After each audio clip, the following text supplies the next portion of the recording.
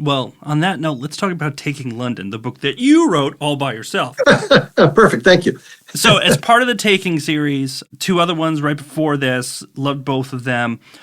How did you decide what this trilogy was going to be when you started it? Was this another one where it's like, oh, it might be a one-off, this is what I'm going to do? Or did you say, this is a series and these are the 3 spots in World War II I'm going to do? I wanted to do, again, the idea was always to kind of use the Killing series to propel myself into my own little orbit. So that's where we get Taking.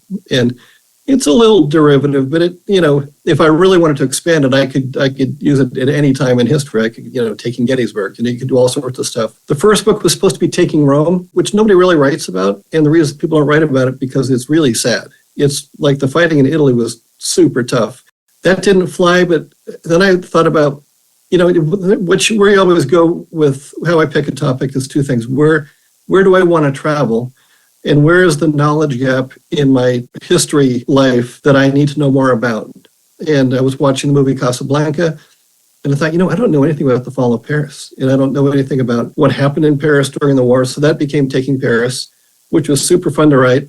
Taking Berlin was the natural segue because, from the fall of when Paris is recaptured, that begins the push towards Berlin. So that they were good.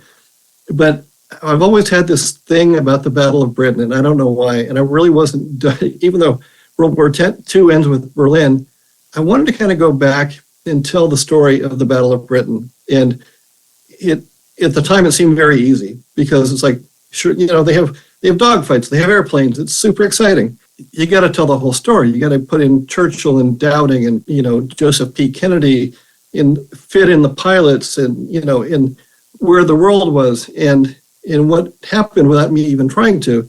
And I'm kind of nerding out about this because I can ramble about this. Keep going. This is what we're here for.